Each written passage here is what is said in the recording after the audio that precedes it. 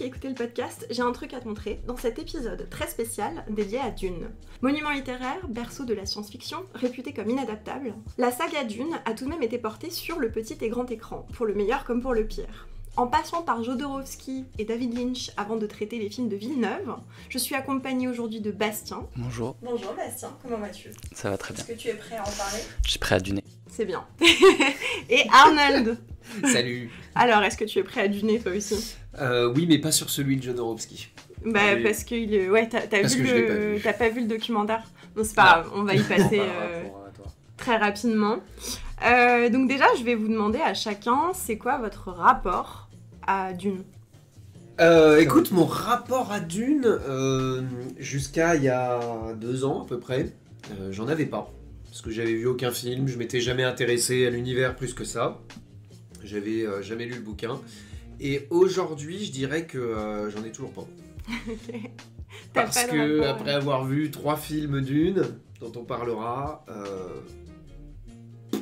Ok, donc tu Ouais. vas représenter finalement, tu vas être la force qui va nous calmer avec Bastien, parce qu'on est des fangirls de ouf de Dune, et du coup tu vas pouvoir nous faire redescendre un petit peu pendant cet épisode. c'est ça. D'accord. Ouais, je vais être fatigant. Et toi Bastien? Moi, mon rapport, je pense que c'est le minimalisme de l'univers de Dune, globalement, de la technologie qui est pas très expliquée, qui est hyper sobre, des personnages qui sont austères, qui sont un peu minimalistes aussi, tu vois, qui sont écrits avec des gros traits et tout, et ça se veut pas hyper complexe, ça se veut pas hyper... C'est une saga qui est connue pour ses intrigues. Ouais, mais je sais pas, il y a une espèce de simplicité dans la façon dont l'environnement est construit. Tu vois, il y a des planètes définies, il y a des maisons définies, il y a une hiérarchie définie. Et après, on te le déconstruit et tout. Mais je sais pas, il y a un ordre dans le... Je sais pas, c'est ce que j'aime bien. Et tu l'as découvert, t'étais enfant, ado? Non, je l'ai découvert jeune adulte, je crois. Ok. À peu près en même temps que les autres gros trucs de science-fiction, en fait.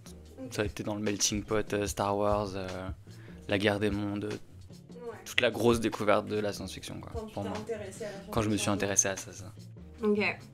Moi j'ai découvert Dune très petite et c'est ma mère qui m'a montré le film de David Lynch. Et pour moi c'était ça la science-fiction, tu vois, j'avais grandi avec ça, c'était normal.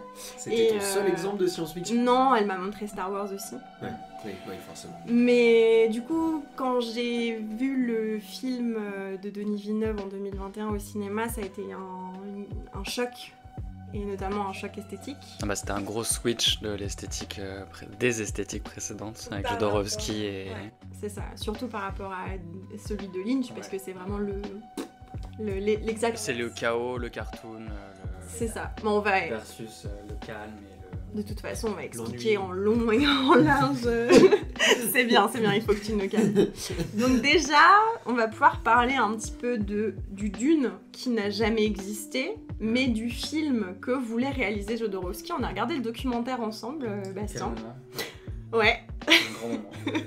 Je vais citer Dune, hein. Je vais citer Jodorowsky, pardon. Je voulais faire un film qui donnerait aux gens qui prenaient du LSD à l'époque les mêmes hallucinations qu'avec la drogue, mais sans halluciner.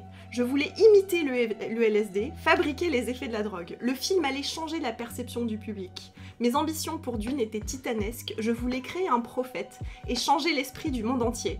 Ça serait l'arrivée divine par le cinéma, réellement, de Dieu.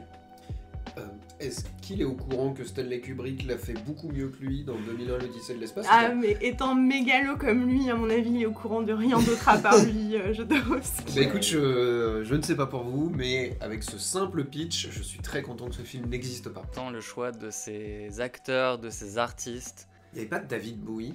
Non, c'était Mick Jagger. Ouais. Mick Jagger. Non, Il- David Bowie, c'est dans celui de Lynch. C'est dans le- Il y a- Oui, c'est ça. C'est Je sais pas si c'est David Bowie ou son sosie, mais enfin il y a un Non, c'est personnage. Non, c'est Bowie, pas d'accord. David Bowie. Non, c'est pas David Bowie, c'est... C'est Sting? Ouais, c'est Sting. C'est ça. Ah, potato. Non, Pardon. donc du coup, Continue. oui, il avait. En fait, c'était un projet qui s'est tenu de 1973 à 1977. Et pour Jodorowsky, ça allait être le film le plus important de l'humanité, tu vois, ça allait changer le monde. Ouais. Et bon, ce qu'on peut surtout retenir, c'est que Jodorowsky n'a pas lu le bouquin.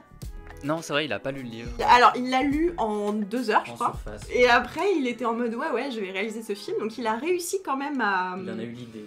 à fédérer du monde autour de lui, parce qu'il y a eu Mick Jagger, David Carradine, Salvador Dali, Orson Welles ou encore les Pink Floyd qui ont participé. Attends. Orson Welles Ouais. et Salvador Dali. Il voulait que Orson Welles joue le rôle de, il me semble, du Duc Leto. C'est possible. C'est un truc comme Ah oui, et Dali, c'était l'empereur. Oui, c'est ça. Salvador Dali, ça serait l'empereur fou, du coup, puisque pour Jodorowsky... Qu'il a réussi à négocier en lui promettant 1 million par minute où il apparaîtrait, quelque chose comme ça. Ouais. Ah, c'est ce que j'étais en train de me dire, 100 000, l'empereur, 100 000. on le voit pas 100 tant 000 que ça ouais. finalement. C'est ça, il a réussi à l'avoir comme ça, Ouais. en lui faisant croire, oui, je serai l'acteur à 100 000 la minute, C'est ça. et en fait, bah, il est là dans le film que 2 minutes. Excuse-moi, ça reste un beau cachet. Hein. Ouais, Ouais, non mais... après, c'est pas mal. Et avec, pendant l'interview aussi, des petites descriptions, il te dit que il a peut-être drogué les gens avant de leur expliquer le pitch du film pour les recruter dedans. Ok. Mais bon, c'est les années Ok, 70. en vrai, c'est un peu 80, drôle. ouais. Bon, c'est hyper illégal, mais c'est un peu drôle. Par contre, je suis un petit peu perturbé pour Orson Welles, qui aurait dû faire du coup le Duc Leto. Mais est-ce qu'il aurait pas mieux fallu que Orson Welles fasse le réalisateur, par exemple? Ouais, bah, je pense. Mais même lui, il s'y est pas... Bah, il c'est- s'y est pas frotté, hein, C'est ce qui s'est passé finalement, c'est que tous les producteurs se sont retirés au final. parce qu'en fait le budget allait être complètement explosé. Le film allait prendre 15 ans pour être tourné. Là, la manière dont tu es en train de me le décrire, ça aurait fini en Midnight Movie, enfin, un Ah, petit peu ça à aurait la été- Rocky Horror Picture Show ou à la Pink Flamingos, quoi. Ouais. C'était parti pour un truc comme Bah, ça. ça aurait... Mais avec Dali à 100 000 balles la minute. Ça aurait ressemblé aux autres films de Jodorowsky en fait, j'ai envie de te dire. Ouais. Jodorowsky à qui on doit El Topo ou La Montagne Sacrée. Ouais. Donc des films complètement surréalistes des années 70. Ouais. Bon, par contre, ce qu'on a pu garder de ça, c'est qu'il s'est allié avec Jean Giraud, donc le fameux Mobius, Ouais. et que le travail que Mobius a fourni pour ce Dune qui n'a jamais abouti a pu être réutilisé après Il pour a Metal Gear. énormément influencé toute la pop culture sci-fi des décennies qu'on suivi, clairement. Et vraiment, dans ce film, ça montre en fait que le seul génie, enfin dans ce documentaire Jodorowsky's Dune, donc, qui est sorti en 2013, je crois, on voit que le vrai génie, c'était Jean Giraud, quoi. C'est lui qui a bossé. Il y a tous les storyboards, C'est ça. qui du coup en fait a fait tout le script, concrètement, parce qu'il avait des vagues notions de Jodorowsky qui disaient je veux qu'il se passe ça, mais concrètement, oui, c'est Moebius qui a tout fait. Mais alors du coup, ce documentaire, c'est quoi? C'est un documentaire qui parle de la jeunesse du projet, avec des interviews de Jodorowsky. Mais en fait, c'est Jodorowsky qui, malgré lui, t'explique qu'il a pas fait grand-chose. Quoi. C'est un peu le... Il a réuni des gens. Alors par contre, il a été fédérateur et on lui donne au moins ça comme crédit, qu'il a réussi à fédérer des artistes incroyables. Pareil, il y a l'artiste d'Alien, H.G. Giger. Ah, Geiger. qui est aussi Ça, en ça tant aurait- que concept ça, artiste et qui a fait notamment le palais des Harkonnen, qui est revenu dans la version de Villeneuve ensuite, avec ses formes rondes de Geddy Prime. Donc il y a quand même des choses, des éléments qui sont arrivés à ce moment-là et qui sont restés jusqu'à aujourd'hui dans la représentation du... Non, il a réussi à poser des bases, mais il a aussi torturé son fils Brontis. Ah oui. Il faut le savoir parce que du coup, il voulait que ce soit son fils qui joue le rôle de Paul. Et quand il a commencé le projet, son fils avait 12 ans. Et il lui a dit, bah, tu vas recevoir le même enseignement qu'un Atréide. Qu'un jeune noble Atréide. Genre acteur studio, mais Du là coup, c'est acteur family, quoi. Et il l'a entraîné pendant 6 heures par jour, pendant 2 ans. c'est ça. 7 jours sur 7. Mais c'est pas la première fois qu'il torture son gamin, puisque dans El Topo c'est pareil, c'est son gamin hein, qui au début du film plante coup de soleil et... Pour être très honnête, j'ai jamais eu le courage de regarder le topo. Ok. Voilà, je me souviens d'un épisode très drôle, hein, mais de 2 heures de perdu dessus, où je me suis dit que... Un jour peut-être. Ça t'a Mais suffi. ce jour n'est jamais arrivé. Bah ouais. Très long dimanche, ouais. À moins d'avoir une Oui, c'est ça. grosse gueule de bois, je pense. Oui, donc voilà, il y a une incompréhension totale de l'œuvre originelle. Je sais pas pourquoi, il y a les petites dingueries de Jodorowsky, genre le duc Leto, il a été castré, et l'insémination de Paul, elle se passe par le sang. Genre du duc Leto. c'est vrai, il y a des idées comme ça très... C'est voilà, tout le travail de Frank Herbert de déconstruire les faux prophètes. Pas du Oui, tout, c'est puisque pas à la du fin tout. tout le monde crie I am Paul. C'est ça, alors que c'est quand même le message principal de l'œuvre de Dune, et ce qu'a quand même demandé aussi le deuxième... Enfin, ce qui a expliqué le deuxième livre, et ce qui a complètement raté Jodorowsky, quoi. Attendez, quoi? C'est le message de Dune? Faut faire attention aux faux prophètes. Ouais. Faut faire attention aux figures prophétiques. Oh. Ouais. Et qu'il faut pas... Chers auditeurs, je suis désolé, j'avais pas compris. Mais personne n'a compris. Même David Lynch a pas compris ça. Ah bah, c'est justement ça, parce que dans le film de David Lynch, c'est clairement C'est pas le message, du tout un faux prophète. J'ai le sentiment que dans celui de Villeneuve non plus, Ah d'ailleurs. si, quand même. Un Si. petit peu plus peut-être. Et c'est beaucoup plus évident dans le 2, où il y a vraiment Chani qui devient moteur dans cette idée de attention, il devient dangereux et tout le monde le suit, alors que... Ça me C'est un fait peu ce que je me dis, ouais. penser que il faut qu'on résume les films, quand même, ou l'histoire en général. Est-ce que quelqu'un veut s'y coller? L'empereur est un homme jaloux. Il décide d'envoyer la maison Atréide prendre la place des Harkonnen sur Dune pour contrôler du coup l'épice. Qui permet le voyage Qui interstellaire. permet de prolonger la vie, de soigner, d'améliorer la santé et de permettre le voyage interstellaire via la guilde des marchands. Dune, la planète Dune, Arrakis, est la planète la plus importante de Ouais. cet univers-là, puisque sans cette planète, il n'y a pas de progrès scientifique, il n'y a rien. Donc quiconque garde cette planète est Ah, le pouvoir sur la galaxie. Voilà. Et c'est bizarre que l'empereur, voilà, le début de Dune, c'est pourquoi l'empereur emmène les Atréides, détrône les Harkonnen, qui étaient les gardiens de Dune. C'est ça. Donc en fait, dès le début de l'histoire, on sait qu'il y a quelque chose qui va pas politiquement, et les Atréides en sont conscients. Et parmi ces Atréides, on va suivre le personnage principal, Paul. Est-ce que tu veux décrire ce personnage? Est-ce qu'on peut vraiment... Il existe pas trop au début, il est assez...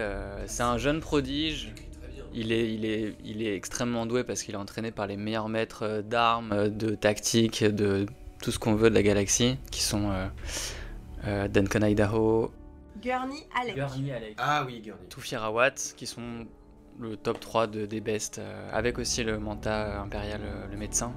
Ouais. Donc voilà, ce quatuor qui...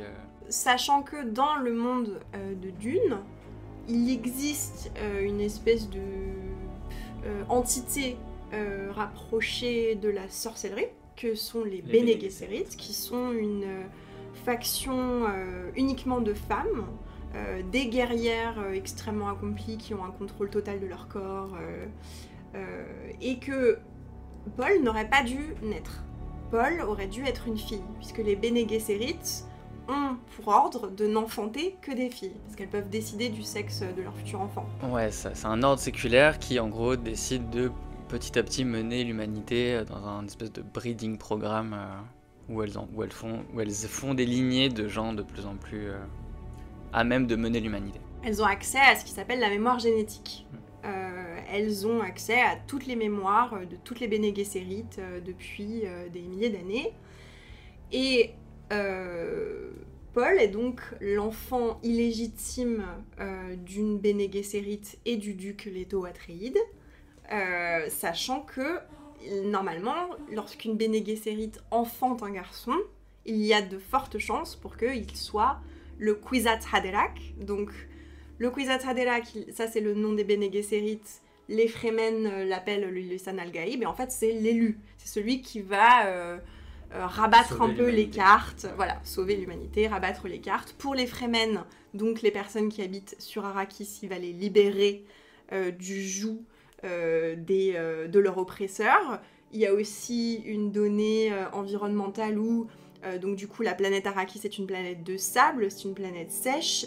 On dit que le Lisan al-Gaïb va remettre donc de la verdure, il me semble. plus que sèche, elle est hostile, c'est une planète inhabitable pour 90% de sa superficie. C'est ça, c'est que les Fremen sont quand même un peuple... J'aime bien parce qu'Arnold cligne des yeux. Non, alors, mais ça me fait rire, mais c'est parce que c'est très bien expliqué ce que vous dites tous les deux. Mais sincèrement, je pense que si quelqu'un nous écoute et qui n'a pas vu Dune, qui ne connaît pas l'univers de Dune, il est déjà perdu. Perdu de chez perdu. Il y a un empire, il y a un empire, il y a des maisons, il y a deux ordres qui sont la guilde marchande qui permettent le voyage dans l'espace, les Bene Gesserit qui sont des conseillères de ces grandes maisons, et après t'as Arrakis, la planète principale. Non mais en fait, Très résumé. en fait cet Très argument de dire il est trop compliqué. Trop résumé. Et ben en fait les gens qui ont regardé Game of Thrones, ils ont Exactement. fait chier C'est ou comme, pas c'est comme entre Game les of Thrones avec Lannister toutes et les maisons. machins. C'est ce que j'allais Et dire. la gens relation entre les maisons. Les gens peuvent faire un effort cognitif, c'est pas vrai. Enfin, faut pas prendre les gens pour des cons. C'est pas parce qu'ils regardent des Marvel depuis 20 ans et que ça les rend tous débiles qu'ils peuvent pas se connecter 3 neurones dans un cinéma et juste capter les informations qui leur arrivent, tu Mais vois. bien sûr, bien sûr. Mais si tu veux, à la fin de 6 heures de film de Denis Villeneuve, oui, tu as parfaitement tout compris de tout ça. Ou à la fin de 1h40 de David Lynch, qui est son principal avantage, je trouve, par rapport à Villeneuve, t'as parfaitement compris tout ça. Alors ça c'est pas vrai parce que justement quand ils ont sorti le film de David Lynch, ils donnaient des pamphlets aux spectateurs qui expliquaient le film parce qu'il était incompréhensible pour les Les spectateurs. spectateurs. Ouais. Franchement, il est beaucoup moins compréhensible que celui de Denis Villeneuve. T'as plein d'éléments qui sont... Hmm. Alors il y a ça, Il a été massacré. il se veut moins didactique aussi dans ce qu'on t'explique de l'organisation des pouvoirs. Et toi, en fait, quand t'as redécouvert le Dune de Denis Villeneuve au cinéma la première fois, t'étais perdu, t'étais paumé. Non, j'étais pas si paumé que ça, un petit peu quand même. Parce que j'avais regardé le film de David Lynch, ça a été la première fois que je me frottais à l'univers de Dune. Je l'avais regardé quelques années peut-être auparavant, je me souviens plus. Mais donc quand je suis allé voir celui de Denis Villeneuve, oui effectivement les éléments m'avaient un petit peu échappé, surtout que, pour être parfaitement honnête avec tout le monde, moi l'univers de Dune me laisse complètement indifférent. Il ne m'intéresse pas. Il m'ennuie profondément, je ne sais pas trop pourquoi, je saurais pas mettre le doigt précisément dessus, mais il m'ennuie. Et donc celui de David Lynch, bon j'avais compris à peu près voilà, tout ce qu'on vient d'expliquer, mais j'en avais pas non plus gardé un souvenir très saillant. Et donc quand celui de Denis Villeneuve est arrivé, quand on est allé voir le premier, je crois qu'on est allé le voir au cinéma en plus ensemble avec Mathilde, bon j'avais compris les grands jeux de pouvoir et les grandes idées, mais après en ce qui concernait spécifiquement chaque point de détail qui de facto sont pas des points de détail,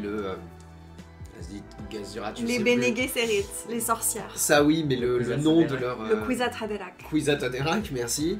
mais t'as Toutes pas ces besoin choses-là, de- j'étais un peu paumé. T'as pas besoin de le comprendre. Enfin, tu comprends ce que ça veut dire, mais t'as pas trop besoin d'en savoir plus à ce moment-là, je trouve, dans le film de Villeneuve.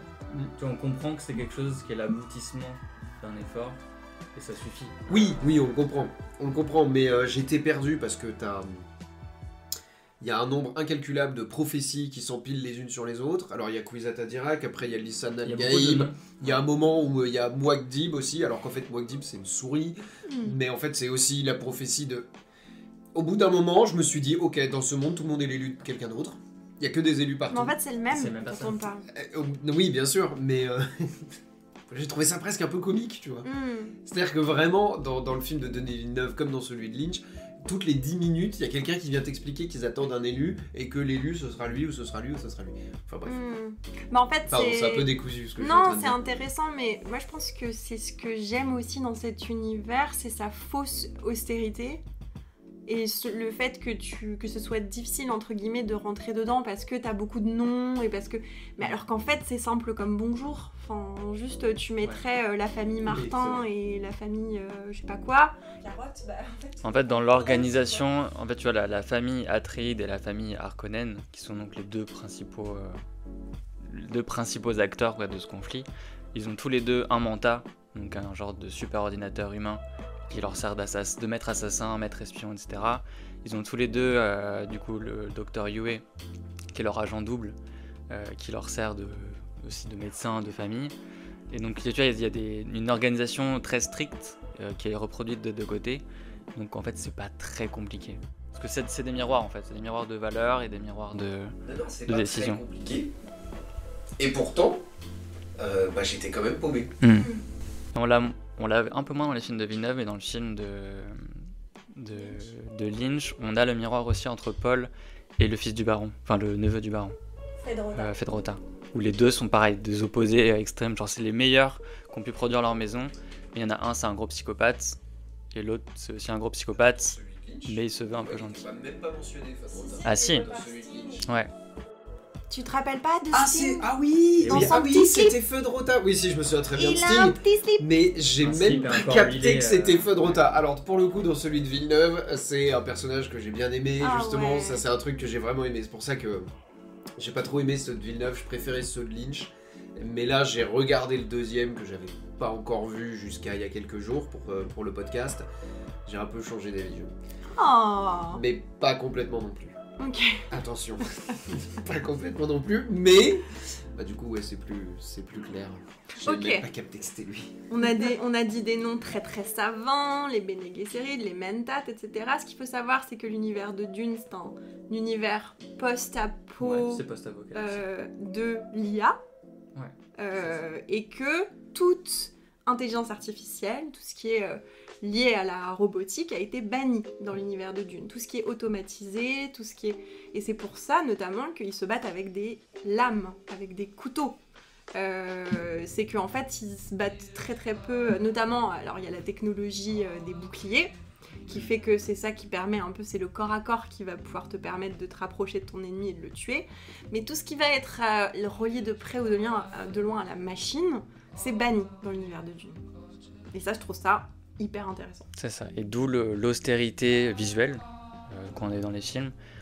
En fait, il n'y a plus d'ordinateur, il n'y a plus d'intelligence, donc tout est géré à la main, tout est géré par des hommes. Donc il y a un côté médiéval dans la façon, même dans les combats qu'on a pu voir dans les films de Villeneuve, c'est clairement des combats médiévaux peu ou prou avec un peu plus de technologie, des lasers qui sont le summum de ce qu'on peut voir en technologie. Et les boucliers, ouais. Et Quand même puis- un sacré rôle dans les deux films pour le coup. Et t'as les ogives nucléaires dans le 2 qu'on découvre. C'est vrai. Les ogives des Qui hommes. sont- Mentionnés qui dans sont des celui choses, de Lynch, mais juste mentionnés. Hmm. Ils expliquent pas ce que c'est, ils expliquent pas comment ils les obtiennent. Juste d'un seul coup ils disent bah faites péter les bombes atomiques. Ouais. Là, C'est ça, c'est Gurney Halleck qui va chercher Paul et qui lui dit « Hey, mais ton petit héritage d'Atréide, je vais te le montrer. C'est des armes de destruction massive, et oui. On va pouvoir faire le djihad !» Alors, du coup, pour revenir un petit peu à David Lynch, donc le film sorti en 1984, quand je vous parle de ce film, donc il a été produit par Raffaella et son père Dino De Laurentiis. Ça a mené à plein de problèmes sur lesquels je reviendrai après. Qu'est-ce que ça vous évoque, le Dune de David Lynch? Le chaos. Le chaos, ouais, le baroque, le maximalisme. Vraiment un bordel pas possible de plein d'idées qui sont... Mises ensemble, qui n'ont pas vraiment de lien, qui marchent pas. Il y a des choses très belles, visuellement, et puis il y a d'autres trucs qui sont vraiment ni à faire ni à refaire, quoi. Faut vraiment... Puis ça part dans tous les sens. On a des personnages hyper cartoonesques avec le baron, qui est un espèce de... Issu pur, hein, fort. Qui sortent tout droit Ouais. ouais, on dirait... Les Harkonnen sont tous écossais. Ils sortent tout droit Je sais pas pourquoi. ouais, Ils sortent sont tout droit des roux. Looney Tunes. Ils sont tous roux, ils sont tous écossais quoi. Moi ils m'ont fait penser au personnage dans... j'ai peine à croire que je cite ça comme référence, mais dans Austin Powers, Ah ouais. il y avait un écossais dégueulasse. Ah, exact. Voilà, Un et petit ben, il peu, faut ouais. penser clairement à ce personnage-là. Il y a un grotesque, mais qui est comique, et qui sort du registre du film, et plus des décisions comme les Fremen qui peuvent utiliser la voix avec un micro qu'ils ont... Enfin, il y avait des choix très bizarres, très douteux, et qui étaient des interprétations assez pauvres, je trouve. Mais en même temps, qui étaient justifiées par le fait qu'ils avaient que... Je sais pas combien de temps il dure, 1h50, 2h. Ouais, quelque chose comme ça. Il existe 4 versions, et celle qui est sortie au cinéma, elle dure 2h30. il me semble. Ouais. Ce qui est très très court pour résumer tout le premier livre, clairement. Oui. Mais sachant que le rendu initial durait 4 heures. Que Lynch voulait en faire un qui durait 3. Bref, du coup, qu'est-ce qu'on peut dire un petit peu sur ce film? Justement, moi ça m'évoque ça. Le film de Lynch m'évoque une baston constante entre producteur et réalisateur. Oui, c'est ça. C'est-à-dire que j'ai jamais vu un film où ça se sentait autant que il y avait eu des coupes à la dernière minute, des choses comme ça. Parce Ouais. qu'on prend dans le film de Lynch qui correspond au deuxième film de Villeneuve, donc la deuxième partie de l'histoire, quoi. Elle est taillée à la hache, quoi. Et ça se voit et ça se sent beaucoup. On sent aussi qu'il y a des problèmes peut-être de budget. Les effets pratiques, ils sont tout droit sortis du cinéma de Georges Méliès, quoi. Ça c'est les années 30. C'est un peu affligeant, honnêtement. Ouais. Moi, je trouve que ça donne un cachet, un vrai cachet au film. Mais waouh. Bah, pour Ça revenir sur pique la les yeux, quoi. production du film, en effet, il a été massacré, ça a été une véritable boucherie, la post-prod. Mais il faut savoir que en 1980, quand David Lynch se fait approcher par les De Laurentiis, David Lynch se fait draguer par tout le monde parce qu'il vient de sortir Elephant Man, il vient d'avoir l'Oscar, il se fait courtiser par le tout Hollywood et il a notamment été approché par George Lucas pour réaliser Le Retour du Jedi. Finalement, il a accepté de faire ça, sachant que la production a été cauchemardesque. Ils ont tourné dans des conditions terribles, ils n'avaient pas d'électricité, il y a eu des problèmes de bouffe. Il y avait 15% de l'équipe qui s'est retrouvée à l'hôpital pendant la durée du tournage. Bon, pourquoi? Bah parce qu'ils ont eu des problèmes de bouffe, etc., des problèmes de santé. Ça a été vraiment très, très, très, très chaotique. Et après, le montage a été catastrophique. Ils ont coupé 40% du film. Et c'est un processus qui aura vraiment traumatisé David Lynch, à tel point que lui, il voulait plus réaliser pour Hollywood après. Il voulait faire que des petits trucs indés. Donc du coup, ils ont coupé de nombreuses scènes, ils en ont retourné des nouvelles qui simplifiaient ou concentraient des éléments de l'intrigue. C'est pour ça qu'on a une voix off bizarre pendant le film, c'est pour ça qu'on a une intro. Et finalement, ce que dit David Lynch, c'est qu'il a démissionné. Il dit que c'est entièrement de sa faute. Il dit qu'il n'aurait probablement pas dû réaliser ce film, mais qu'il y a vu une tonne de possibilités pour des choses qu'il aimait, et que ce qui lui manquait, c'était la structure pour le réaliser. Il y avait tellement de place pour créer un monde, mais j'ai eu de fortes indications de la part de Rafaela et de Dino, du genre de film qu'ils attendaient, et je savais que je n'aurais pas le final cut. Donc il a un peu foiré, entre guillemets, le truc exprès. Robert Ebert, critique de film, sa critique c'était « Ce film était un véritable bordel, incompréhensible, moche, déstructuré, vain. Je pourrais vous en lister les défauts toute la journée, mais ce film est juste affreux. » Donc vraiment, il n'a pas du tout été accueilli par la critique gentiment. Ce pauvre David Lynch qui a voulu le signer Alan Smithy pour s'en il a tenté sortir. le coup. Ouais, Et ça a été refusé. il l'a pas eu. Ouais. Bon. Mais qui était un film sans élégance en fait. Tu vois, qui avait pas grand chose pour lui si ce n'est l'œuvre de base, et en même temps qu'on n'avait pas compris les codes et que du coup qu'on recrachait pas ce que les lecteurs pouvaient y chercher, quoi. Ouais. Moi, c'est vrai que j'ai bien aimé. Alors, je l'ai vu une première fois, le film de David Lynch, comme je disais tout à l'heure. Ça a été la première fois que je voyais Dune. Et j'ai bien aimé le côté quirky. Justement, le côté quirky, le côté un peu cheapos, on dirait presque une série B, une série Z, pardon. Et moi, c'est ça qui m'a plu. C'est-à-dire que je me disais, à chaque plan, il y avait une nouvelle dinguerie. Qui avait rien à faire là, mais qui était là quand même. Et puis tu sais, Dune, les sujets sont quand même assez denses, merci. Les personnages sont assez austères, dans les deux d'ailleurs, si on oublie les Harkonnen de Lynch. Les personnages sont relativement austères, et donc ils sont là.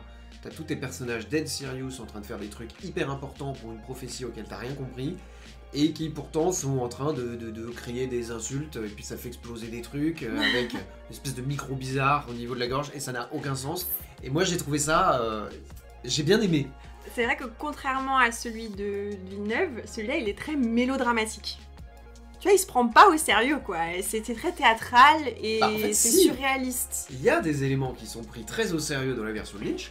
Toute l'histoire avec les Fremen, Paul Atreides se prend très au sérieux, enfin tout est très sérieux sauf les Harkonnen. Les Harkonnen par contre c'est Disneyland. Ouais.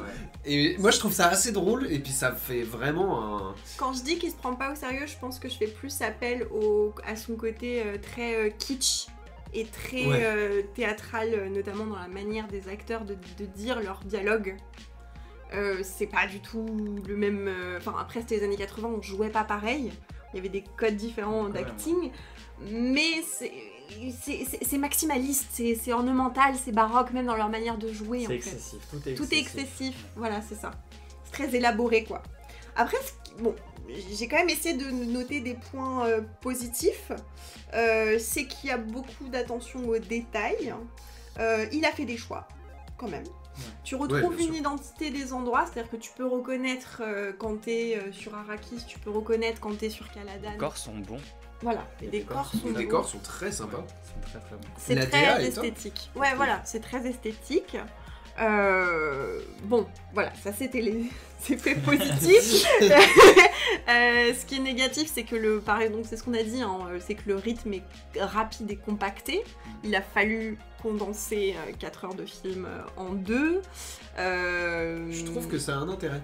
Ouais. Ouais, voilà, vous allez pas être d'accord du tout, je pense, et je comprendrai pourquoi, mais le fait que ces cuts-là, où ça a été coupé à la hache, un peu n'importe comment, j'ai trouvé que curieusement, ça rajoutait beaucoup de mystique sur le personnage de Paul, parce que c'est surtout la deuxième partie qui a été cut dans tous les sens. Typiquement, j'ai oublié le nom de la nana qui tombe amoureuse de Paul.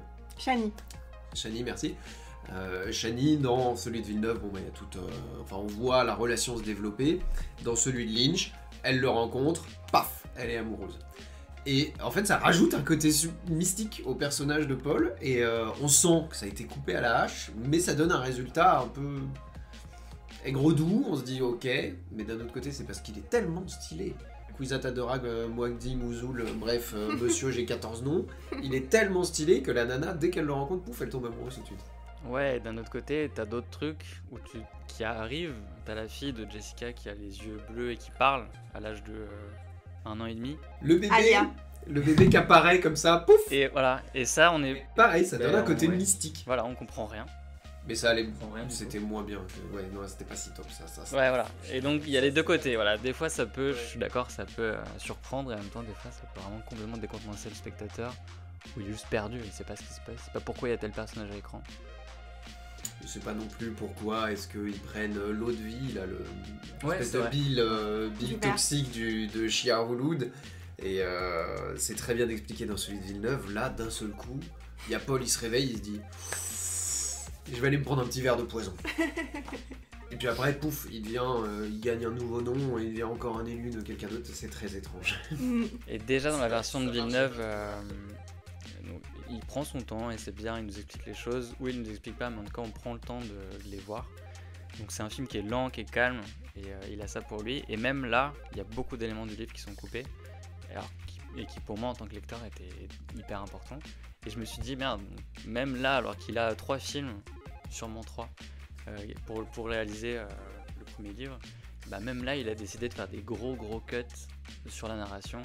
Par exemple le personnage de Tufi Rawat qui normalement rejoint le camp des Harkonnen parce qu'il pense que Jessica a trahi Donc le Tufi Rawat, donc c'est le mentat des de Atreides. la maison Atreides, leur maître espion et concrètement leur maître espion, et qui est persuadé par le baron Harkonnen de rejoindre la maison Harkonnen pour se venger de Jessica, qui pour lui du coup serait la traîtresse qui aurait causé la chute de la maison Atreides. Donc il y a tout un pan qui est vraiment une très très bonne histoire qui a été chanté au profit de Paul, Chani et... Oui, mais parce que Ok. voilà, c'est ça aussi dans le livre, c'est des intrigues politiques et pendant un C'est des moment intrigues on dans des intrigues, cherche c'est ça. pendant très longtemps le traître ou la traîtresse dans la maison Atreides. Mhm. C'est beaucoup plus proche de Game of Thrones que ce qu'on croit en fait. C'est plus insidieux, c'est ça, c'est plus des intrigues de cours et de... Ou alors, plutôt que de passer des heures à chercher, tu prends David Lynch, ou droppé au milieu de nulle part, t'as le baron Harkonnen qui dit oh là là, je vous rassure, j'ai un traître chez les Atreides, tout va bien, plan suivant, il y a le docteur Voué qui va être le traître, hop, direct comme ça, c'est clair, ça va vite. Ah ouais, C'est ouais, compréhensible. expéditif. C'est un peu expéditif, ouais. Moi, ce qui me fait marrer avec le film de David Lynch, c'est que c'est un peu de la fanfiction de Dune, quoi.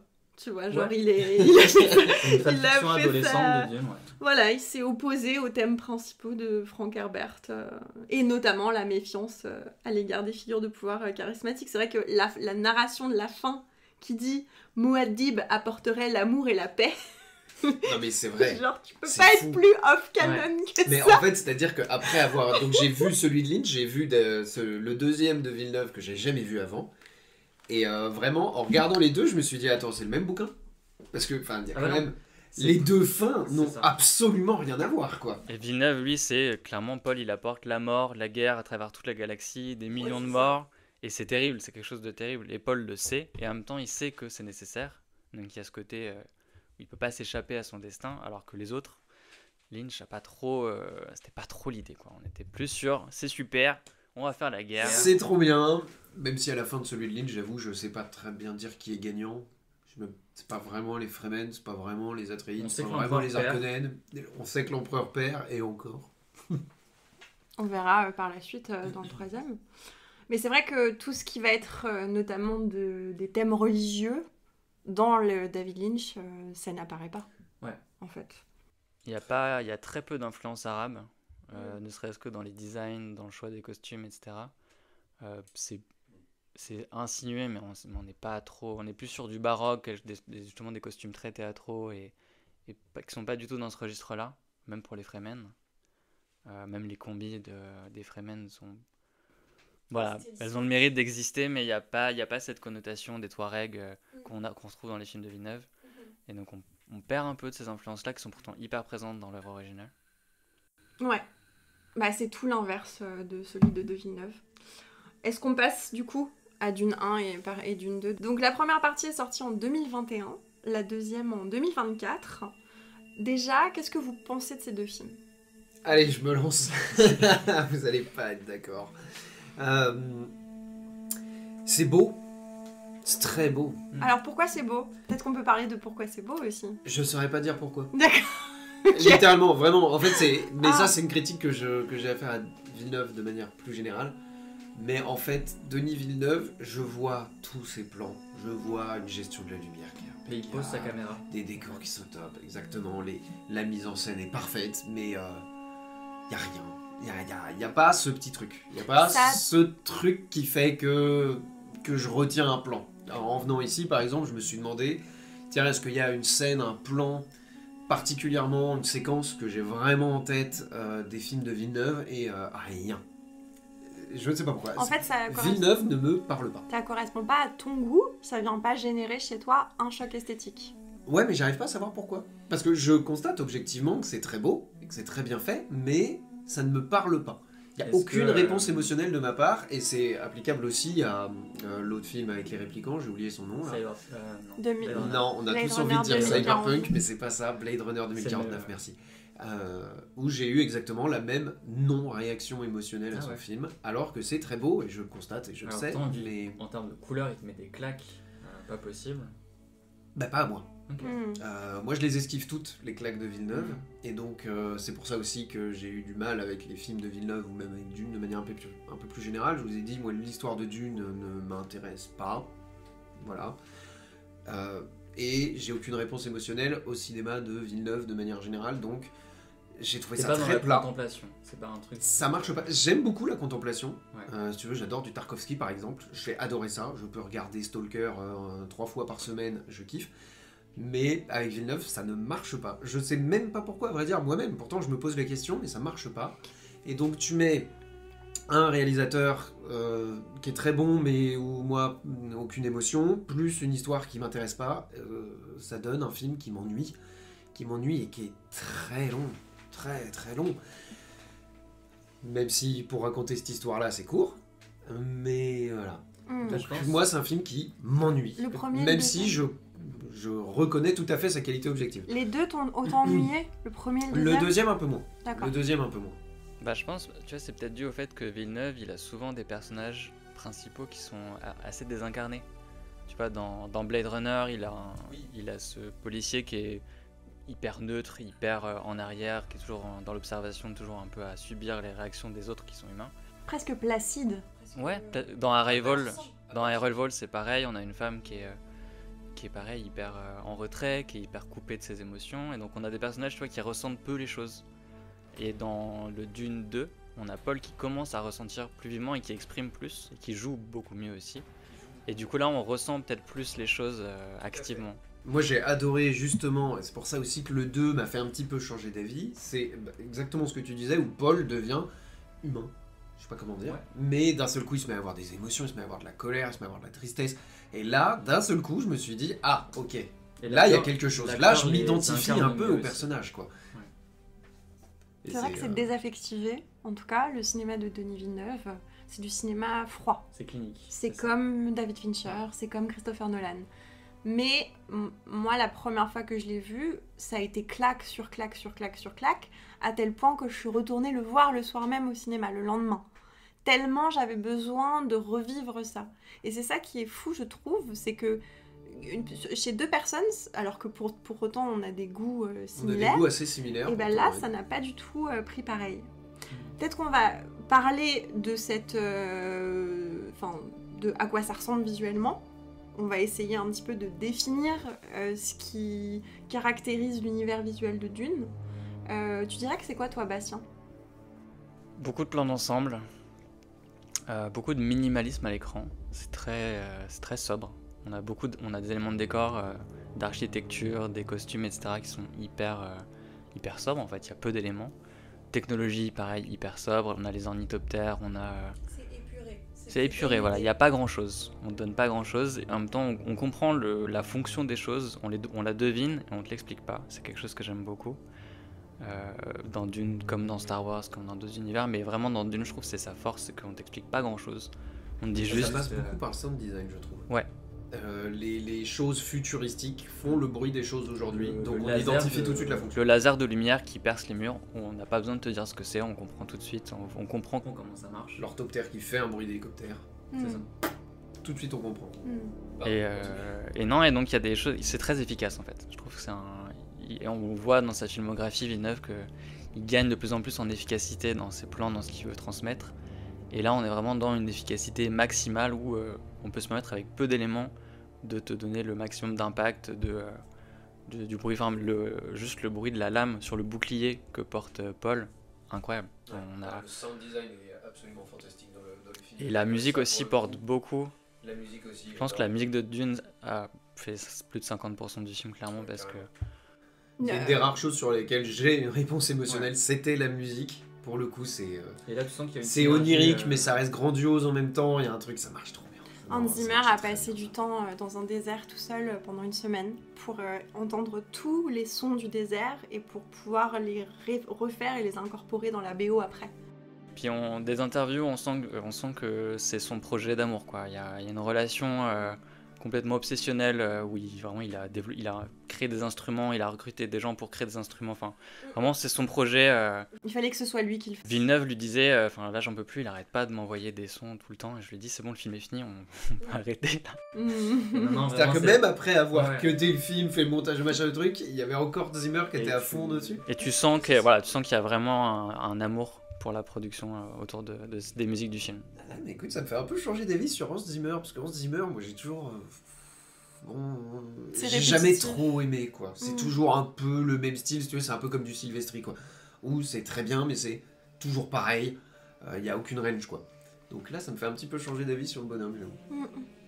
En tout cas, ce qui fait le maître mot, je trouve, de cette adaptation, c'est que c'est des visuels qui sont réalistes et ancrés.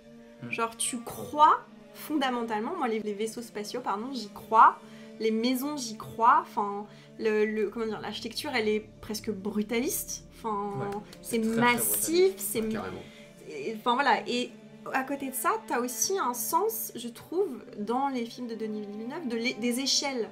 Genre, tu vois le gigantesque. c'est immense. Ouais. Il y a beaucoup d'immensité. C'est beaucoup mieux fait dans celui-là que dans celui de Lynch, notamment, tu vois, les vers géants, là, les Shai Hulud, t'y crois beaucoup plus à leur gigantisme dans les films de Villeneuve que dans celui de Lynch. Non, t'es pas d'accord? Je l'ai jamais vu. De Le quoi seul moment où il y a du gigantisme que j'ai bien vu, et c'est d'ailleurs un des rares plans qui m'a un peu marqué dans les films de Villeneuve, il me semble que c'est quand les Harkonnen attaquent les Atreides, où il y a cette espèce de verre artificiel dans l'espace, où on comprend qu'en fait c'est un transport. Ah oui, avec une espèce d'œuf avec un trou dedans qui libère des petits... Et qui dégueule des vaisseaux Harkonnen qui arrivent, et c'est sur un fond noir, machin, on se croirait dans 2001 l'Odyssée de l'espace. C'est la seule fois où j'ai vu du gigantisme, mais voilà, le Shai Hulud de Villeneuve, je le trouve pas impressionnant, je le trouve pas énorme, Ah, c'est marrant. Vraiment, mais c'est marrant parce qu'on on a à peu près le même regard sur le cinéma, je pense, mais alors pourquoi est-ce que moi ça m'a pas du tout marqué? Je sais pas. Je ne sais pas. Je sais pas du tout. T'as aussi cet effet, les effets visuels sont aussi beaucoup charriés par la sensorialité de l'image.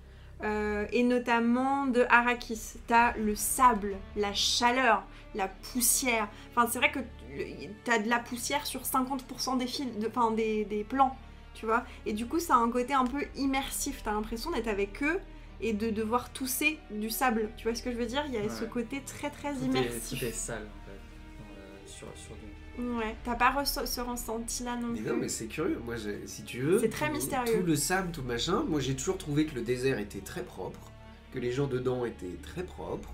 Tout le monde est propre. Ah ouais, c'est non, dans je suis un pas désert, d'accord. c'est de la poussière propre. Non, non. Je sais pas comment dire. Pour le coup, la ça seule m'a chose fait... que j'ai trouvé vraiment sale, en fait, c'était les machines Harkonnen, les moissonneuses d'épices. Où là, c'est la seule fois où je me suis dit, ouais, là, c'est industriel, c'est dégueulasse. Je sais pas, c'est la seule fois où vraiment je l'ai ressenti. Et un peu Shia LaBeouf. Je trouvais un peu crado. Mais sinon, je les trouve pas. Justement, je les trouve très propres. Ouais, mais si tu sont... compares justement les environnements qu'on voit sur Arrakis, les environnements qu'on voit sur Gizi Prime, la planète des Harkonnen, qui est là pour le coup hyper nettoyée, tout est noir, tout est blanc, tout est, y a aucune plante. Et quand tu compares les deux et que tu retournes sur Arrakis après avoir fait quelques plans sur Gizi Prime, là tu te retrouves dans du sable partout, de la poussière, tout est gris, tout est beige. Tu vois, t'as pas Bah, moi j'ai vu ça de manière inverse. C'est-à-dire que pour moi, le monde des Harkonnen, Gizi Prime, était sale. Il est sale parce que t'as... je saurais pas trop comment dire, mais il est malaisant. T'es sombre. T'as le baron Harkonnen qui est toujours dans une espèce de bain d'huile, de machin, de trucs. Il y a un côté industriel, il y a un côté cambouis un peu, mais cambouis propre. Pas trop comment l'expliquer autrement que comme ça. Contrôlé en tout cas. Aseptisé mais sale, aseptisé mais malsain peut-être. Peut-être que c'est un meilleur terme, malsain. Alors que Arrakis, c'est poussiéreux propre. Ah, c'est marrant que tu trouves ça propre. Parce que je trouve que ça fait... Moi, je trouve que ça fait... Alors, sale, peut-être pas. Mais si tu t'intéresses, par exemple, aux costumes, je vais prendre un exemple d'un film qui est sorti cette année, Mad Max 2, là. Fury Road 2, là. Furiosa de l'enfer d'Arras, là. Et bah, dans ce film-là, oui, les costumes ont l'air d'avoir été sortis de la malle juste avant. Et saupoudrés de sable et de cambouis. Faussement sales. Faussement sales. Tandis et ben, je trouve que dans sur Arrakis également. Et ben moi je trouve qu'il y a quelque chose d'usé. La première fois qu'ils mettent les distilles, donc le steel suit, la première fois que Paul met son costume, sa distille, je trouve qu'il y a un côté usé. On a l'impression que c'est de seconde main. Ouais. On sent que ça n'a pas été fait pour lui. On sent que c'est une tenue qui existait déjà avant et que lui peut prendre. J'ai bien vu ça. Mais moi, je le ressens pas. Moi, je l'ai ressenti comme quelque chose qu'on a sali volontairement pour le besoin de la scène, tu vois. Mais je saurais pas trop expliquer ça. C'est peut-être une cause plus profonde, peut-être de rapport à la nature, j'en sais rien. Mais ouais, non. Ton œil te Pour moi, l'univers tout propre des Harkonnen est beaucoup plus sale que l'univers poussiéreux d'Arrakis. Après, il y a une pureté par contre sur Arrakis. Il y a une pureté tu fais qu'un avec la nature, avec le désert. Ouais. Et il n'y a pas d'écart entre, tu vois, dans leur façon de vivre chez eux et leur façon de vivre dans le désert. C'est assez proche finalement, tu vois. On reste dans quelque chose de très... ils vivent dans des grosses pierres énormes. Concrètement, il n'y a pas de technologie autour d'eux. Donc en fait, entre être là et être au milieu du désert, tu vois, il n'y a pas un écart immense. Ils sont parfaitement intégrés à leur environnement. Alors que sur Gizi Prime... toutes les lumières sont artificielles. Déjà, il n'y a pas de lumière, donc c'est que des lumières artificielles. Puis tout est clinique, tu vois. Il n'y a pas vraiment de... Il n'y a pas cette espèce de symbiose avec la nature. Je pense que c'est pour ça. Et du coup, c'est peut-être pour ça que tu trouves ça C'est peut-être pour ça, effectivement, que je le ressens différemment. C'est que, pour moi, il n'y a rien de plus sale que détruire son environnement naturel. Et c'est pour ça peut-être que je trouve que les Harkonnen sont sales et que les Fremen sont propres. C'est clairement juste. Bon, c'est peut-être un truc, Ah, mais c'est intéressant, mais moi ce que je trouve marrant, c'est que ton œil te laisse pas rentrer dans le film. Tu vois, il te dit non, c'est faux ce que je vois à l'écran, c'est faux ce que je vois à l'écran, et ça t'empêche toi de rentrer dans l'univers. Ça manque d'imperfections, mais de vraies imperfections, je trouve. Dans celui de Lynch, il y a trop d'imperfections. Pour le coup, les effets pratiques sont terribles, mais il y a de l'imperfection, donc ça me semble plus naturel, ça me semble plus... voilà. dans les films de Villeneuve, c'est tellement propre et tellement bien fait que ça me semble artificiel. C'est un peu une espèce de vallée de l'étrange. Mais pour moi, c'est le propre de Dune, c'est que tout est artificiel et tout est perfectionné. Paul est le résultat de croisements génétiques sur des milliers d'années, et en fait, tout est comme ça dans Dune. En fait, tout est trop propre, tout est trop contrôlé. Tout est, voilà. Tout est trop contrôlé. Profondément, et moi c'est un truc que j'ai bien aimé et retrouvé un peu dans l'univers de Villeneuve. C'est que Dune, et ça on te l'explique pas trop dans le film, mais à la base on découvre la planète et on se dit on va en faire une planète habitable. Donc en gros il y a un projet de terraformation de toute la planète pour en faire une planète verte. Donc les habitants évidemment sont plutôt ravis de plus devoir vivre dans un milieu extrêmement hostile. Et d'un coup, bam, on découvre l'épice, tous les projets de terraformation sont stoppés net, et finalement on va juste utiliser l'épice pour l'envoyer dans tout le reste de la galaxie. Et donc en fait il y a cette idée d'un passé très riche, et c'est pour ça qu'on voit des bâtiments gigantesques. Il y a une idée de grandeur perdue, de tous les bâtiments qui sont anciens, qui sont usés, mais qui sont là, tu vois, qui sont faits pour rester sur des milliers d'années clairement. Et en même temps il y a ce côté de grandeur qu'on n'aura jamais. Et c'est très subtil dans le film de Villeneuve parce qu'on a les palmiers, la scène des palmiers, avec quelqu'un qui arrose les palmiers, qui a été remplacé, parce que dans le livre, c'est Jessica qui arrive sur la planète avec une serre, et la serre demande des centaines de litres d'eau par jour, ce qui est un affront pour les habitants de la planète. Et du coup, justement, il y a cette même question de est-ce qu'on ne devrait pas la détruire ? Et en fait, non, parce que ça les ramène à ce rêve qui a été perdu. Et du coup, ok, on vit dans cette sobriété extrême, et on vit avec peu de choses parce qu'il y a ce rêve qui est resté.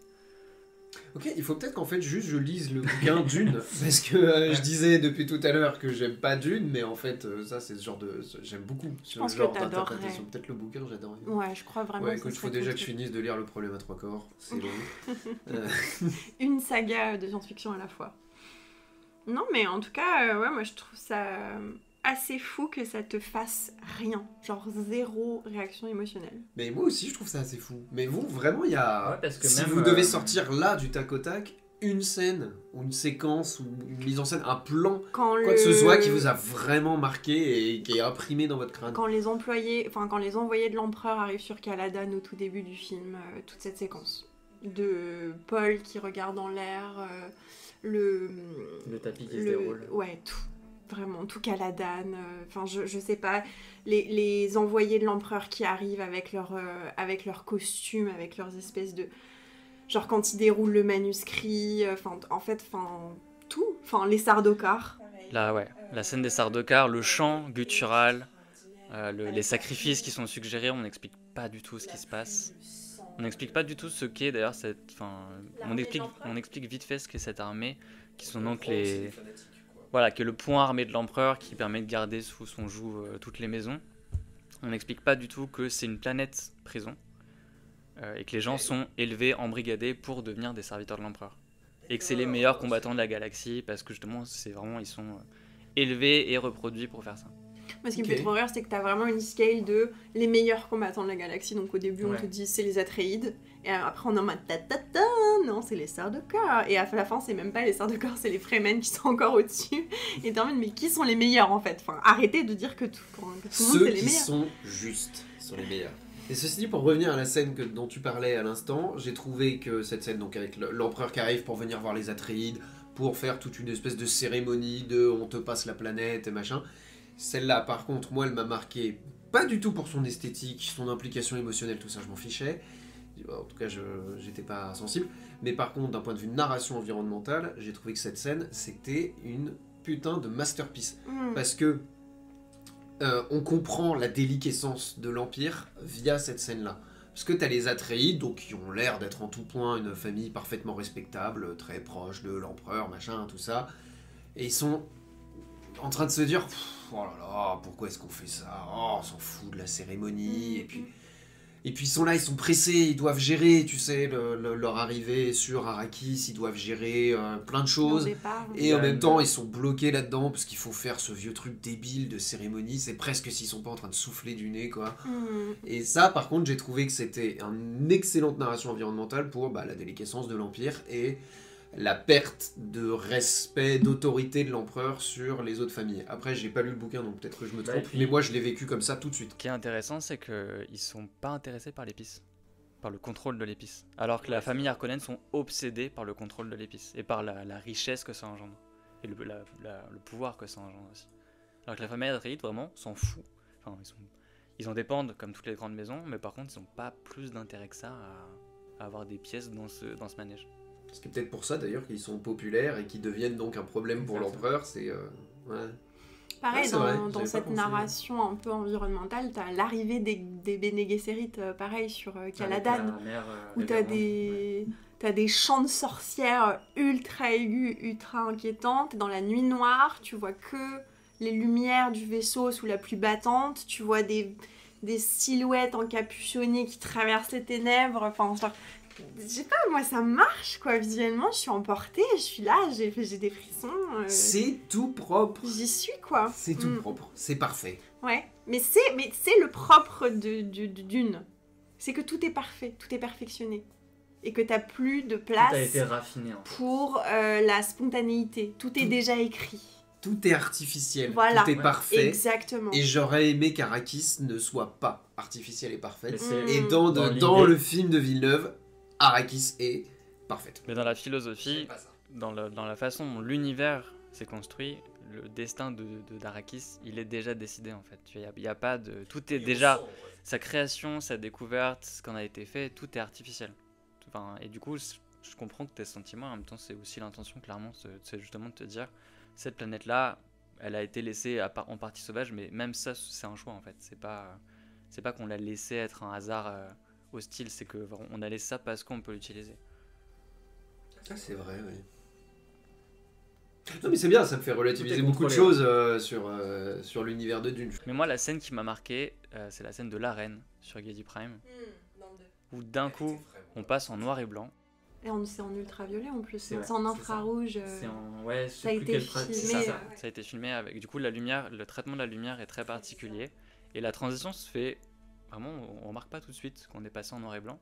Et après, on a redescendu en couleur, on se dit, ah merde, mais en fait, depuis 15 minutes, je voyais un film en noir et blanc, quoi. Et la claque que c'est, enfin, le choix déjà, que c'est d'un coup passer d'un film qui est très jaune, très chaud, très intense en de couleurs, à neutralité parfaite. Et on le sent pas, quoi. Enfin, il n'y a pas un choc qui se fait, ça se fait très naturellement. C'est vrai que Ça, cette c'est une scène a grosse été vraiment bien. Alors j'avoue que j'ai pas trop remarqué ce que tu viens de dire sur voilà, le changement d'image. Ouais, Enfin si, je l'ai vu. C'est que ça a mais- marché en fait. Si tu l'as pas remarqué, c'est que c'était bien fait. Je l'ai vu, mais ça m'a pas... Ouais. Bon, voilà, ça m'a pas interrogé plus que ça, quoi. Mais c'est vrai que cette scène était incroyable, et notamment parce que ça redevenait dégueulasse. Hmm. Ça redevenait, t'es face à... Les feux d'artifice en espèce d'huile bizarre, tu vois, qui explose. Ouais. Enfin, tous les choix sont faits pour. Mais tu tout, te dis, c'est bizarre. Ouais. tout est bizarre. était crasseux dans cette situation, et le neveu... Fedrota, Merci, je suis incapable de joué retenir leur nom. par Austin Mais le Butler. neveu, lui, on sent qu'il n'a pas une destinée qui l'écrase, qu'il n'a pas un rôle qui l'écrase. On sent que c'est juste une espèce de méga sociopathe. D'ailleurs, les Bene Gesserit en parlent, hein, ils disent non mais lui il est juste fou. Et moi j'ai bien aimé qu'il y ait un côté humain dans ce personnage, et je trouve que c'est le seul personnage qui est humain. Alors humain dans tout ce que l'humain a de dégueulasse, hyper violent, machin et tout, mais il est humain. Bah, J'ai Paul trouvé. a un côté humain dans la lutte qu'il va déployer pour échapper à sa destinée. Notamment en rejoignant dans le deuxième opus Chani, qui est très critique à l'égard de cette idée de prophète qui viendrait libérer les Fremen. Et en fait, dans cette lutte à l'intérieur de lui pour ne pas sceller son destin et pour ne pas accepter ce qu'on a attendu de lui depuis qu'il est né, je le trouve humain, dans cette hésitation. C'est ça, c'est un personnage qui perd son humanité. Et qui, jusqu'à en devenir un monstre. Bah, en Ça fait, devient un placeholder, en fait. le coup... Ça devient un placeholder de la prophétie. Le coût de ça, du fait de devenir l'élu, le coup Zatadelak, ça va être de perdre son humanité de toute façon, puisqu'il va être possédé par des centaines de Bene Gesserit avant lui, et qu'il Et va même, voir à la fois le passé, à la fois l'avenir, et à la fois le présent en même temps, tout le temps. C'est Donc ça, c'est ça plus un devient, humain. ça devient un freak, il le dit d'ailleurs, I'm a freak. Ça devient un dieu, en fait, quelque part. Et en fait, et ça, à terme, du coup, donc t'as pas lu les livres, mais après, Il s'hybride avec un des Shai-Hulud et ça devient... Enfin, son fils fait Non, ça, c'est son Leto fils. 2. Et son fils devient un monstre, une espèce d'hybride humain-vert. Et du coup, c'est ça, tu vois, mais on est un peu sur le même... C'est le même personnage, concrètement. Et on est sur un personnage qui perd son humanité, qui devient de plus en plus monstrueux et en même temps qui devient de plus en plus divin. Mais Ouais, c'est ça, mais ouais. La Ok. scène où ça switch, donc la scène où il boit le sang du verre et qu'il revient parmi tous les Fremen, et genre Timothée Chalamet a tellement bien joué ce moment-là, genre son regard est différent, sa posture est différente, sa voix est différente, enfin il a un côté très malsain genre dans son regard, Ouais, je clairement, trouve. ouais. Bah, c'est à partir de là où j'ai commencé à aimer le personnage. moi. Ah là là, qu'est-ce Et qu'il là, est il est investi, terrifiant. il est incarné, et il exprime vraiment quelque chose de puissant. Ouais. Donc vous avez préféré le Dune première partie ou le Dune deuxième partie? Toi, Dune deuxième partie. Clairement la deuxième parce que ça redevient humain et sale. D'accord. Je Ça sais pas te, comment ça dire, te quoi. parle en tout cas davantage. Ouais, il y a de Et toi l'émotion. Je sais pas, je pense que j'ai préféré le premier sur la façon dont on posait l'univers. Et qui était vraiment pour moi une belle façon de poser un univers complexe avec beaucoup d'acteurs, beaucoup de pouvoir en place, etc. Et c'était fait avec élégance, tu vois, il n'y avait pas de... Comme un peu enfin, plus élégant qu'un Game of Thrones où on te met un peu à la figure avec des gros sabots. Tiens, regarde. Voilà, tu vois, là on est vraiment sur quelque chose de plus fin et de plus sobre. C'est vrai, élégant est un bon terme. Ouais, Je clairement. trouve que le point noir de la deuxième partie de Dune, c'est vraiment le personnage de Shani. Ouais, Et qui devient catastrophique. Alors que pour... Et de Stilgar, Ouais. qui devient comique. Alors que pour autant, Zendaya est une actrice très talentueuse, mais dans ce film, elle ne fait que froncer les sourcils. Et être en désaccord. Et, Oui. et on dirait une ado qui pique sa crise à l'âge de 14 ans parce que Ouais, clairement. elle veut partir en week-end avec ses copines. Enfin, vraiment, dans son jeu, ça ne va pas du tout. Stilgar devient complètement débile. Ouais, alors ça fait que très comique de c'est- répétition. On se croit dans les Monty Python, quoi. Paul dit quelque chose, Stilgar dit Lisan al-Gaïb, et Shani non, c'est quand même pas le prophète. Et on a ça 10 fois de suite, et c'est vrai que ça... perd en puissance. C'est un peu relou. C'est très dommage. Et l'histoire d'amour entre Paul et Shani, tu n'y crois pas du tout. Enfin, il n'y a aucune alchimie entre les deux acteurs. Rien du tout. Il se passe rien. Mais je crois pas que Denis Villeneuve soit capable de De montrer ce genre montrer de la d'émotion. sensualité. Ouais. C'est comme David Fincher, c'est comme Christopher Nolan, quoi. C'est des cinéastes du froid. Et ils sont pas capables de faire du chaud. Enfin, tu vois ce que je veux Ouais, dire? peut-être, ouais. C'est vrai que la scène où ils s'embrassent Ah, ça a pas. Hein. sur la dune, là. Oh là là. Oh là C'est là, gênant. c'était forcé. Il y a eu plus d'alchimie entre Paul et Phaedrota à la fin qu'entre Paul et Shiny. Il y a plus de tension Plus de tension sexuelle entre les entre deux. les deux. Clairement. Mais après, c'est parce que c'est Austin Butler. Enfin, il donne tout ce qu'il a, l'acteur. Il est Ouais. incroyable. Il est est tellement chaotique, cet acteur. Tu sens que Moi, j'ai bien aimé. il est à 200%. Mais bon, après, voilà, c'est vrai que le 2 vient concrétiser toutes les préparations du premier et que c'est un peu le paiement. Genre, Ouais. il monte sur le verre, il y a l'attaque, etc. Enfin, voilà, c'est assez époustouflant. on en J'ai prend tellement plein les préféré yeux. la scène de Lynch quand il monte sur le verre. Ah ouais? Ah ouais, vraiment, parce que t'as évidemment cette scène-là qui est quand même hyper importante. Donc où t'as Paul qui dompte un verre pour la première fois. Dans celle de Villeneuve, je l'ai trouvé... mais... Parce que dans celle de Villeneuve, bon, alors il y a le verre qui plonge dans une dune, et puis alors du coup il y a Paul qui tombe, qui se rattrape un peu. Ils ont transformé ça en scène un peu d'action, j'ai trouvé. Mhm. Et ça perdait toute la force symbolique du moment. Ok. La force symbolique intradiégétique. Hein. Mhm. Alors que dans celle de Lynch, c'est beaucoup plus axé justement sur cette symbolique-là. Donc j'ai trouvé que la scène dans celui de Lynch était beaucoup plus efficace Ok. et servait beaucoup mieux le discours. Ok. Ouais, c'est marrant. Voilà. Ouais, bah après, moi, c'est pas non plus ma scène préférée, la scène où il est Non, sur elle le est pas verre. très importante. Et c'est dommage parce que ça aurait pu. Mhm. Je veux dire, Ouais, c'est c'est là, je sais pas moi, la 12e étape vers l'accomplissement de la prophétie finale. Mhm. Oui, c'est vrai. Mais après, on va voir un petit peu ce que nous réserve la suite. Qui est assez incertaine, parce que déjà dans les livres, ça devient de plus en plus obscur, de plus en plus bizarre, fucked up. Ouais.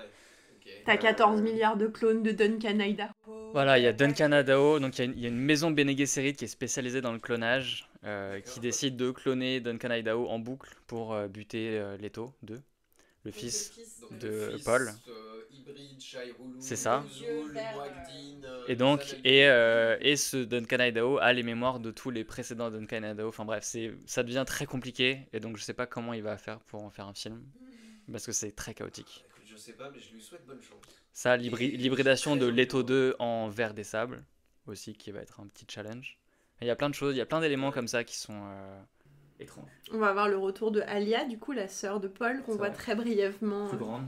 qui est jouée par Anya Taylor-Johnson. C'est vrai qu'il y a eu des changements, notamment le fait que ce soit Alia qui tue le baron dans le livre, comme 3 pommes.